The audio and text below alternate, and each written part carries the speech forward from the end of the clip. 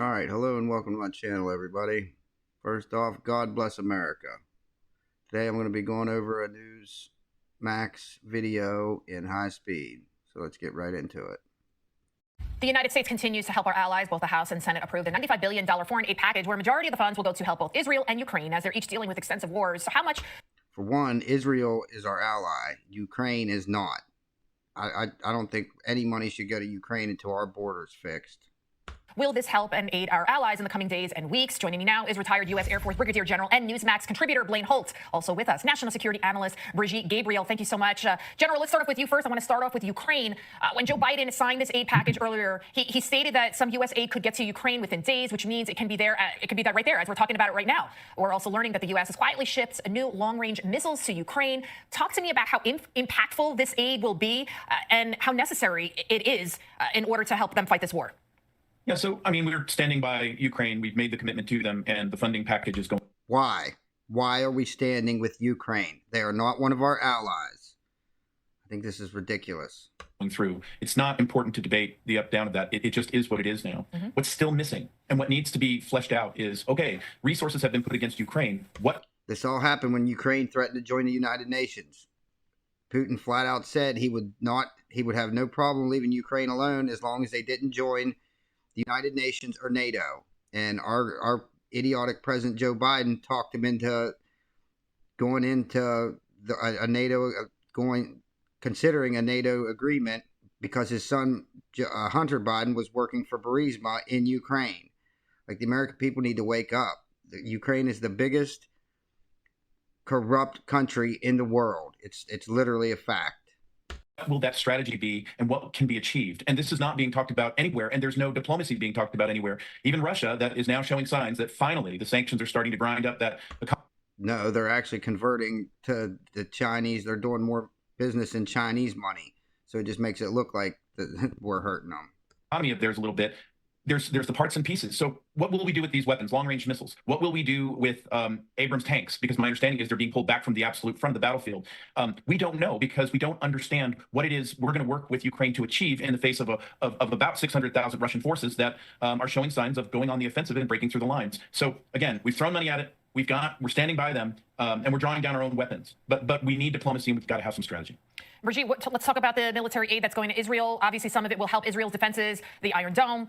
But are you also concerned about the rise of anti-Semitic speech here on college campuses, homegrown terrorists? And then, we're going to talk about it more, but the director of the FBI himself saying that they're not even monitoring these protests. What's your reaction? This is shocking because they should be monitoring these protests. Look, I agree 100% with our support for Israel because we are supporting Israel. Israel provides us with the top intelligence about our enemies within, about the radical Islamic terrorists that Israel is fighting. We have the same enemy. And we have seen this very clearly in the last few weeks in America, on the streets of America, because the Hamas members and supporters are here in the United States on the streets screaming, like we saw in Michigan, death to America, along the same sentence as death to Israel. So we have the enemy here that all the radical Islamic terrorists have to do is basically recruit from. If I was the FBI, if I was the counterterrorism task force, and of course, the Hamas people are taking advantage of the young college kids, and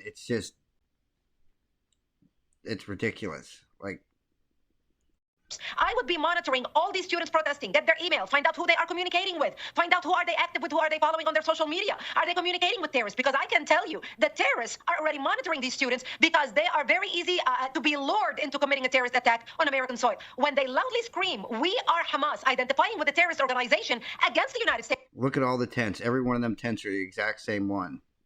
All these people are literally getting paid from George Soros, allegedly, to be there.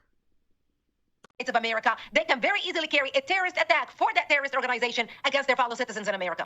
Staying on that topic, General Holt, we have less than a minute left. That video we were just showing of the protests, you see all the tents, they look the same, right? The tents, yep. Right? Now we're also learning that George Soros, he's behind funding all of these protests. These are coordinated. These are not organic. What does that tell you, sir? Well, it tells me a lot of things. It tells me that not only are these centrally commanded events, but that this is transnationalism working with our enemies overseas. So when are we going to hold those like him who fund these things? If you create damage in the United States, like 4 years ago with Antifa BLM and they burned down cities, now we're going to... Which they should be, Antifa should be in prison. Wearing masks and terrorizing America, that's literally a terrorist. see it on our campuses. Why aren't you held to account? Why aren't you prosecuted? You should be hauled in if you're damaging American society, and there are laws against that. And the idea that the Justice Department just throws up their arms, well, there's really nothing we can do. That's absolute garbage. And yes, they can do something. Brigitte, I want to give you the final word. We have 30 seconds. If President Trump was in office, what do you think he'd do about all these protests, these anti-Semitic, hateful protests? Oh, he will immediately take action. Look what he did when the protesters were breaking down our historical monuments, how he immediately criminalized their action, and we stopped it immediately. He will be able to take action, protect the campuses, and protect America. He will not put up with this baloney and charade, the anti-Americanism we are seeing on our college campuses. Not just anti-Semitism, but anti-Americanism as well. Absolutely. All right, we'll leave it right there. Thank you both so much for joining me, and have a great rest of your Sunday. Take care. Thank you. All right, everybody. That was Newsmax and High Speed. If you like it, like it. If you like it a lot, subscribe. Till the next time, y'all have a good one. And God bless you.